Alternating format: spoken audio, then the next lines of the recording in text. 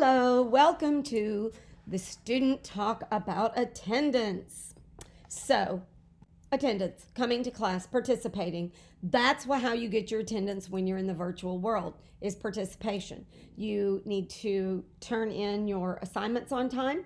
You need to follow directions and read the materials that have been provided for you. Watch any kind of presentations that have been provided for you. You do want to make sure that you understand that as a Title IV school, meaning that we can offer financial aid for our students or to help them with that, there are rules and regulations that go along with that. One of them is that the rules say that you must participate and you must attend. So there is a regulation that says that if you are out of attendance for 14 days straight, calendar days, you will be dismissed from a class. If we lose track of you for 14 days entirely, you will be dismissed on the 14th day. And the only way for you to get back in would be to reapply and apply for readmission. Be careful about your course load.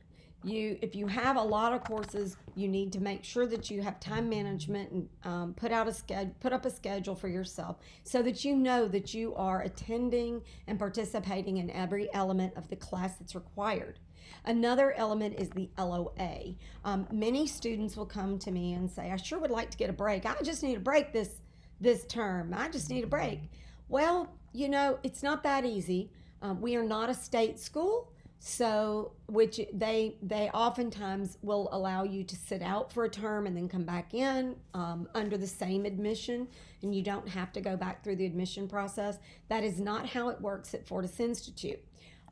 You would have to apply for what's known as a leave of absence. It does not last longer than a term, and in order to do it, you have to meet certain criteria. You can find those criteria in the Fortis catalog.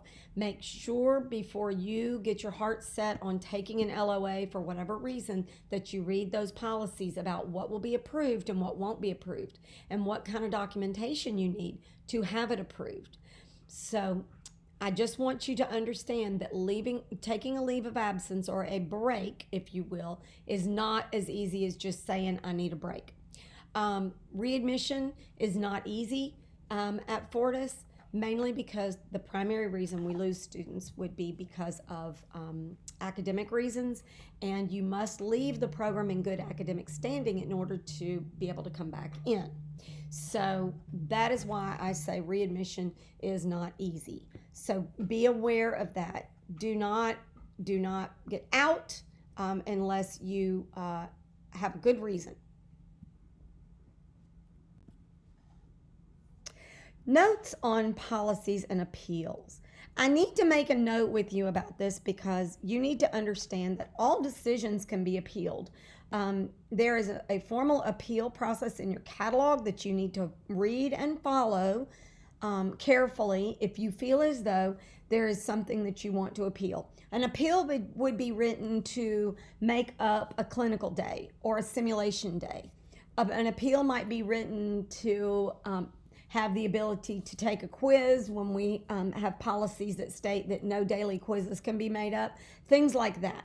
So in that event, you would want to go to the catalog, look up the section on appeals, and follow the directions. If they are confusing to you, then you are more than welcome to ask me or Mrs. Sproles about how you go about it. And we're probably gonna, if you have a hard time understanding the catalog, we'll probably need to pull the catalog out and go through it with you rather than tell you, because it's a pretty detailed policy, and even we need to refresh our memory when it comes to how you handle different types of appeals. So be prepared to look at your catalog. If you have any kind of appeal to write, realize that there are usually time leashes on those. It will tell you have X number of days to file an appeal for a certain reason. You have then the school has X number of days to reply to your appeal. So there's a real established process there. So make sure that you read that if you need to. There are no guarantees on appeals. We never really know if, or I'm not we, but we don't know what the circumstances are going to be or how the appeals committee is going to rule on them. So there, just because you write the appeal to make up a day does not necessarily mean it's going to be granted. There's a certain number of information. There is a certain amount of information that we need from you to make sure that we're granting appeals based on good reasons, rather than just allowing you to break policy for no reason whatsoever.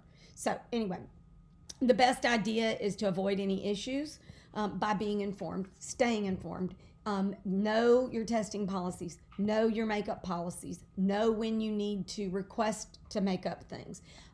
That way you don't get in trouble and need to even write an appeal. Challenges of being an adult learner. Adults are by nature usually enjoy independence in learning and can be very self-driven as learners. Adjusting to the student nurse role is sometimes difficult due to the structured requirements. There are a lot of rules that adults, if you have been in a leadership role, either in your family or in your job for the past number of years, recently, it might be difficult for you to go back to following rules like what color socks to wear and things like that. Just know that all those rules are in there for a reason, but don't be surprised if you every once in a while struggle with that. That's kind of a normal struggle that we have from adult learners. Some students see being held to standards and rules demeaning and complain that they are being treated like children. I have one thing to say about that. If you don't act like a child, you won't be treated like a child. Here's an example for you, and I think that you can see clearly that this example really does demonstrate what I'm talking about here. We have a strict no cell phones out during class policy. We have, unfortunately, many times gone by the classroom and seen students with their phones out in their laps, texting people, smiling a lot, that kind of thing, and not paying attention. The reason that the rule is there is not just because we want you to pay attention, because the way I feel about it is that if you are such a poor student that you don't realize how much paying attention in class benefits your education, then, let you go at it. But you have to remember that when you do that, you are disturbing the people around you.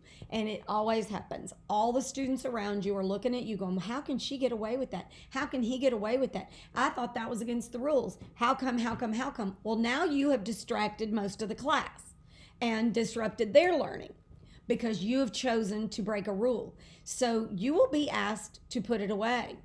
If the teacher has to repeatedly ask you to follow a very simple direction, you will be asked to leave the class. Now, that's when I've heard sometimes from students saying, we don't want to be treated like children. We paid for our own phones, blah, blah, blah, blah, blah. You did pay for it, but you're also paying for an education, and the rules are there for a reason. So if we're to be honest with you and your classmates about giving you a good education, we have to tell you that following rules and not disrupting everybody is part of it, of being a good student. Adapting to the idea of absolutes can be difficult for adult learners. There's a right and a wrong way to do things, and many adults like to use the terminology, well, I did good enough. I did 80%, it was good enough. There are some things in life that we can allow you to move forward on 80% or 78%, as the case may be. There are other things like giving medication that we cannot. You must get it 100% right or you do not get any credit for it. So that is something adults have a tendency to not be able to wrap their heads around entirely. They do understand it when we explain the rule, but when it comes to failing that skill, they all of a sudden get very defensive and say, but I thought that applied to everybody else, but you don't understand, but. Remember, the rules apply to everyone the same, and they are applied to everyone the same. So if everyone else has to do it 100% right, so do you. So there's my spiel on that. We do have to realize that there's all different levels of academic growth when you have an adult group. You have some people that are really well matured as an academic or as a student. They take all the responsibility for their own learning. They're proactive. They look ahead. They keep schedules. They are masters of time management. They really understand what it takes to be a good student. There are other people that just never have experienced higher education, possibly never taken a college course, really haven't developed past a certain level of academic responsibility. And so we know that everyone is coming from a different level, and we may have to help some people more to grow academically than others. So it's not that anyone's being picked on. It's simply that we kind of try to meet you where you're at and help you develop into a really good student. So challenges encountered by many nursing students. Nursing students oftentimes have a problem with availability. You're not going to have as much of a problem when you're in the virtual world because the demands on your availability are just not there. So moving forward, when we get into the classroom, you will likely see me put out some different information about availability in an on-ground setting. Attendance is important. We are monitoring attendance through the virtual context through participation and contact. So you must be in contact with your teachers. You must turn in assignments on time. That is how we give you credit for attendance. There has to be consistent effort. That is a problem and a challenge for a lot of students. They do good one week, they do good the next week they slack. Then they really kick it in and do really well the next week. But you have to remember, all those weeks that they slack, that's information they don't have. And nurses can't afford to be missing information. So we need a consistent effort. We need accountability. I've spoken to that several times, and so I'm not going to go down that path again, but you must be accountable for your own behavior, actions, and attitude. Rules. This is a big challenge, but I think that if you understand that there's reasons for the rules, that helps to justify them in your own brain sometimes. Being stuck in a good enough mentality is always a problem. And I do address that in a different place in a different video. So I'm going to leave that there. Personal barriers. Remember that things like childcare, transportation, access to technology, those are all regular, normal problems that we all have. A real personal barrier would be illness or death in the immediate family or things like that. You need to make sure that you put those personal barriers aside when you are approaching your nursing education. Be able to focus on the education and leave those barriers at the door, as they say. So that can get in your way, but don't allow it to.